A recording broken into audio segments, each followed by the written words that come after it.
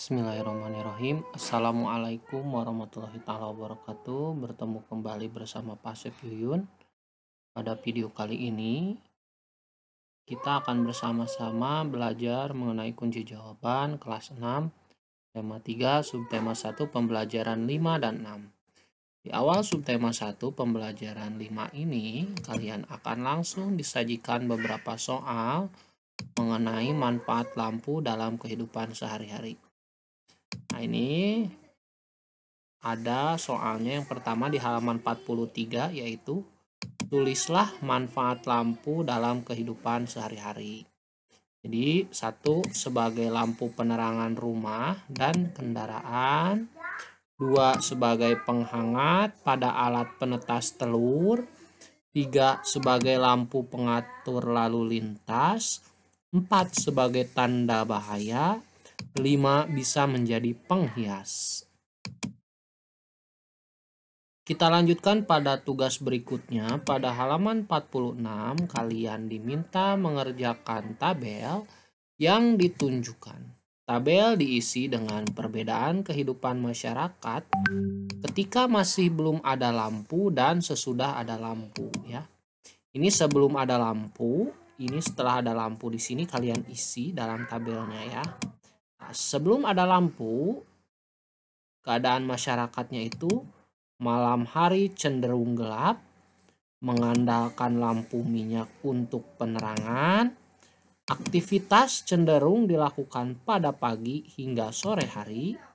Kegiatan belajar biasa dilakukan ketika siang hari. Nah, sesudah ada lampu, ya, rasanya atau perbedaannya malam hari terasa terang, menggunakan lampu untuk penerangan, aktivitas dilakukan kapan saja, kegiatan belajar dilakukan kapan saja, ya. Kita langsung masuk ke tugas berikutnya. Di halaman 45 kalian akan disajikan beberapa pertanyaan, ya, berdasarkan pemahaman kalian dan teks, ya. Nomor 1, bagaimana perkembangan dari penerangan di dunia? Dahulu, penerangan malam hari hanya bersumber dari cahaya api yang berupa lampu minyak. Namun, saat ini penerangan di dunia sudah berkembang sejak bola lampu pijar ditemukan.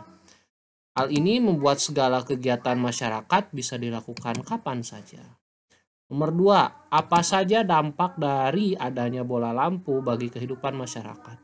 Segala kegiatan manusia dapat dilakukan kapan saja, meski ketika malam hari, seperti mengemudikan kendaraan, berbelanja ke toko, belajar, dan sebagainya. Nah, di dalam halaman 46 kalian akan menemukan sebuah tabel, ya. Kalian diminta untuk menuliskan pengaruh bola lampu bagi kehidupan masyarakat. Yang pertama, dapat menerangi rumah ketika malam hari. Kedua, membantu pengendara ketika berkendara malam hari. Ketiga, sebagai penghangat pada alat penetas telur. 4, membantu kegiatan belajar pada malam hari. 5, mendukung kegiatan memasak ketika malam hari. 6, membantu para pekerja ketika lembur. 7, ketika kegiatan berbelanja dapat dilakukan malam hari. 8, sebagai rambu pengatur lalu lintas. 9, sebagai penghias rumah. Dan 10, sebagai rambu tanda bahaya, ya. Lalu pada halaman 46 juga kalian akan disajikan 3 gambar. Setrika arang menjadi setrika listrik, kompor minyak menjadi kompor gas, mesin tik menjadi komputer. Nah, kalian diminta untuk menjelaskannya. Yang pertama, setrika. Menghaluskan baju pengaruhnya itu, ya, menjadi lebih mudah. Tidak perlu menyiapkan arang, panasnya dapat diatur, dapat bekerja lebih lama tanpa menambahkan arang, tidak khawatir arang mengenai baju. Nah, kalau kompor, perubahan yang dirasakan masyarakat, itu kegiatan memasak menjadi lebih mudah ketika beralih dari kompor minyak menjadi kompor gas. Tidak menimbulkan asap yang berlebihan, dapat dinyalakan tanpa sumber api lain, ya. Lalu yang komputer, kegiatan mengetik jadi lebih mudah. Hasil tulisan dapat disimpan dalam bentuk file. Kesalahan penulisan dapat dihapus dengan mudah. Tidak menimbulkan suara yang berlebihan ketika mengetik. Oke, kita masuk ke tugas berikutnya. Pada halaman 54, kalian disajikan urutan gambar yang menunjukkan perkembangan roda dari waktu ke waktu. Nah, pada halaman 54 juga kalian akan ditanya pertanyaan, apakah telah sesuai dengan urutan yang terdapat di dalam bacaan? Nah, gambar ini apakah sudah sesuai dengan teks pada halaman sebelumnya? Ya, jawabannya ya, karena sudah sesuai dengan urutan yang terdapat di dalam bacaan. Pada halaman 55, kalian akan diminta menulis informasi penting dari teks sebelumnya. Informasi penting diambil dari setiap paragraf ya. Di sini ada 4 paragraf. Paragraf pertama yaitu mengenai topik masalah, yaitu roda merupakan salah satu penemuan terbesar manusia yang mempermudah semua pekerjaan. Lalu paragraf 2 yaitu deret penjelasnya. Informasi yang kita dapat pertama, awalnya roda dibuat menggunakan mesin pemintal kain. Informasi kedua, peninggalan roda tertua berasal dari Mesopotamia. Informasi ketiga, perkembangan roda dimulai dari balok kayu yang digulingkan, kemudian berkembang menjadi potongan melintang balok kayu, roda bundar utuh dengan pasak di tengahnya, roda kayu berjari-jari, hingga menjadi roda sempurna berbahan besi yang kuat. Oke, paragraf ketiga masih deret penjelas, ada 2 informasi yang bisa kita dapat. Yang pertama, tahun 1839, Charles Goodyear berhasil membuat baren karet yang tahan goncangan dan lebih kuat terhadap gesekan permukaan jalan.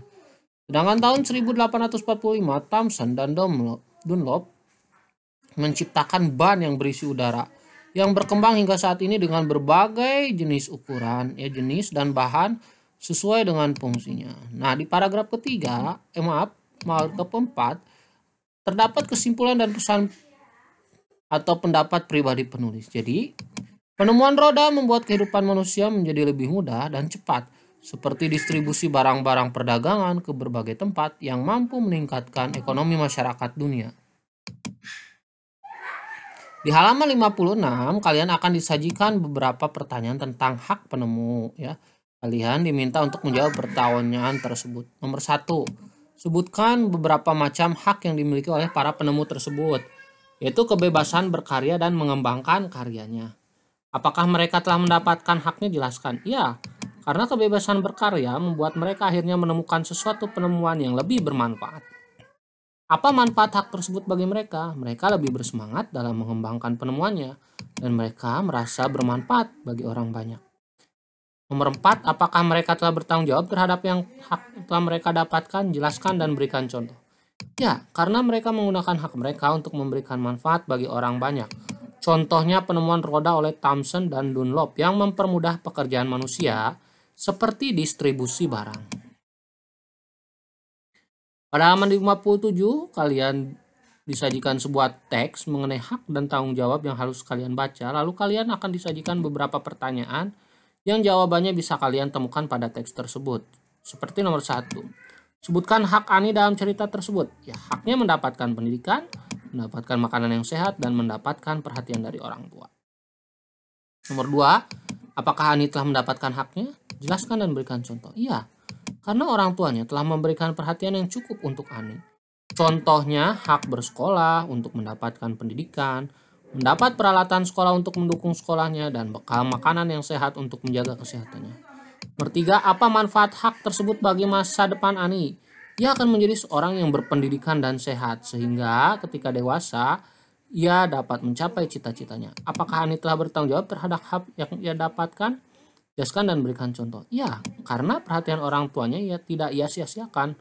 Hal tersebut tercermin dari sikapnya, yaitu selalu mematuhi nasihat orang tua, rajin sekolah, rajin belajar, dan mengerjakan tugas.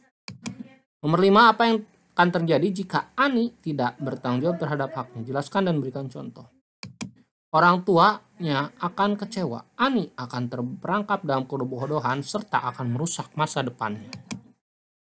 Lalu halaman 58, kalian diminta memasukkan jawaban pada tugas sebelumnya ke diagram yang ada pada halaman 58. Seperti ini, hak Ani ya mendapatkan pendidikan, mendapatkan asupan makanan yang sehat, mendapat perhatian orang tua. Dampaknya jika bertanggung, nah ini manfaatnya, kewajibannya, tujuan akan tercapai, dihargai orang lain, dalam hal ini orang tua.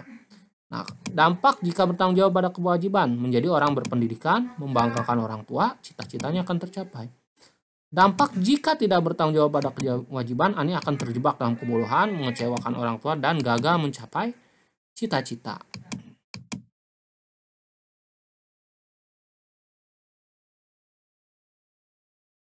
Baik, itu saja anak-anak mengenai kunci jawaban kelas 6 tema 2. Mohon maaf, tema 3 subtema 1 pembelajaran 5 dan 6. Semoga bisa bermanfaat. Billahi taufiq wal hidayah. Assalamualaikum warahmatullahi wabarakatuh.